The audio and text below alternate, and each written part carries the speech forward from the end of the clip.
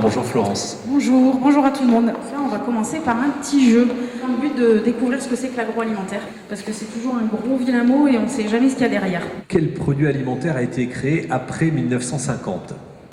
Donc ce sont des produits catalogués jeunes, qui sont consommés essentiellement par des jeunes, et pourtant ce sont de vieux produits, qui existent depuis très longtemps. Vous connaissez les formations en agroalimentaire? Eh bien écoutez, votre collègue m'en a un petit peu parlé. Alors le théâtre forum, pour moi, c'est ce qui parle le plus aux stagiaires, en fait. Parce que quand on est formateur, quand on est comme l'IFRIA, qu'on recrute, qu'on n'est pas à l'emploi, c'est beaucoup de blabla. Donc on a la chance en fait d'avoir plusieurs structures, donc chacun avec son domaine d'expertise. Selon le candidat, son projet, ses envies, sa situation, on va pouvoir utiliser différentes cartes qui correspondent à différents dispositifs de l'IFRIA ou du Pôle emploi ou de la mission locale, etc. On demandait à l'IFRIA de recruter 2 apprentis et nous vous sollicitons pour recruter 2 personnes ayant de l'expérience. D'accord, de l'expérience en agroalimentaire? Non, ce n'est pas obligatoire. Je pense que ça peut leur donner un autre regard sur ces métiers-là qui sont souvent, je pense, caricaturés. Donc après, quand on reçoit le candidat, en fait, on l'oriente vers telle ou telle entreprise qui est en recherche. Et puis on essaye de faire les mariages, alors d'abord les fiançailles et puis après les mariages.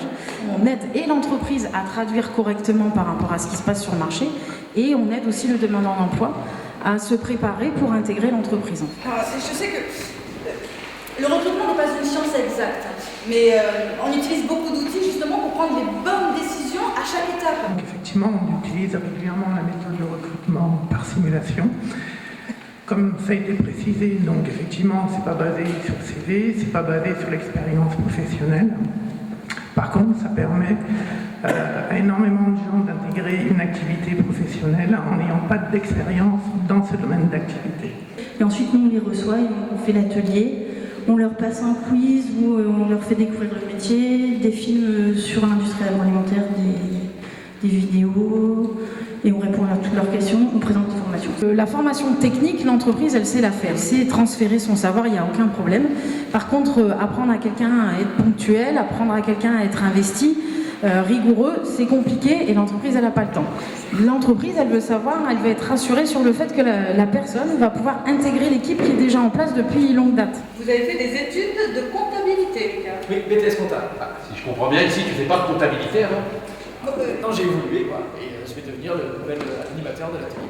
Eh ben, je suis vraiment impressionné, t'as l'air épanoui. Hein.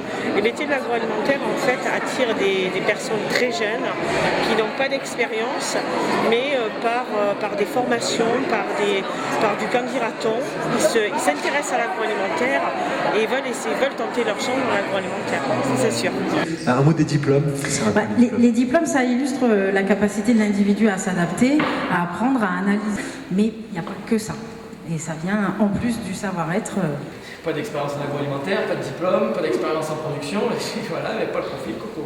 Ces personnes qui arrivent là, qui pensent que tout est perdu parce qu'elles n'ont pas le profil, et qu'au final on ne cherche pas forcément des compétences, parce qu'on est là pour former les gens aussi, on cherche des qualités inhérentes à la personne, donc le savoir-être, la ponctualité, des choses de base, mais qui sont plus compliquées à acquérir que un savoir-faire en entreprise. Et on suit le rythme du candidat, c'est lui qui l'impose, c'est pas nous. S'il est acteur, tout va bien. S'il s'arrête... D'accord, très bien. Et alors, après ce stage-là, comment ça va se passer pour lui, là, pour Mehdi? Il lui restera une semaine de formation CFPPA. Après, si vous êtes satisfait après votre entretien de vendredi, il partira pour un contrat d'apprentissage sur 2 ans. On a des demandes et on n'arrive pas à les satisfaire, donc arriver à mieux satisfaire encore les entreprises locales et nationales, puisqu'on a aussi beaucoup de demandes en national. On parle souvent d'accompagner le candidat. Moi, j'insiste aussi qu'on accompagne beaucoup l'entreprise. Sans les entreprises, l'IFRIA, le CFPPA, on ne serait pas grand-chose. Donc de remercier toutes les entreprises agroalimentaires régionales qui sont nos partenaires quotidiens dans l'exercice de nos différentes missions. Donc 70% des postes en fait concernent la production aujourd'hui. Donc on va avoir aussi des besoins en maintenance, on va avoir des besoins sur le domaine commercial, mais l'essentiel des postes, ce sont les postes de production. Vous savez que la polyvalence, c'est très important de nos jours. Hein. ça vibre. De toute façon, en plus dans ces métiers-là, ça bouge énormément, les techniques évoluent énormément. Donc en fait, on est tout le temps obligé de se remettre à la page. Nous, alors que ce soit le CFPPA ou nous, on accompagne beaucoup de salariés qui sont en poste depuis 10 ans, 20 ans, qu'on va continuer à former, qu'on va certifier. Qui vont se remettre en cause et qui vont réapprendre parce que les choses bougent tout le temps. On n'aura pas qu'un métier dans notre vie, on en aura plusieurs maintenant. Et donc à chaque fois, il faut s'adapter et savoir rebondir. Moi, j'ai juste envie qu'on applaudisse encore une fois les comédiens qui vont arriver sur scène. La compagnie universelle. On a beaucoup de difficultés à ce niveau-là pour attirer les jeunes. On n'est pas des informaticiens malheureusement, même si on a beaucoup d'informatique maintenant sur les lignes de production. Mais donc la difficulté c'est effectivement de les attirer.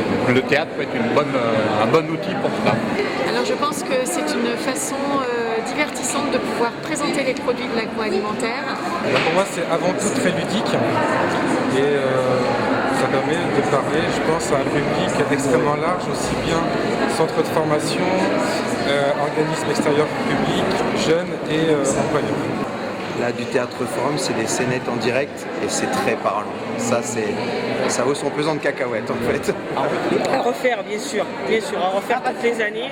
Et nous, on sera présents. Oui, à refaire, à généraliser, même sur l'ensemble du territoire. À refaire, mais tout de suite, ça, s'il n'y a aucun souci. Super. Monsieur Cassin, bonjour. Je vous présente Monsieur Milou de la mission locale.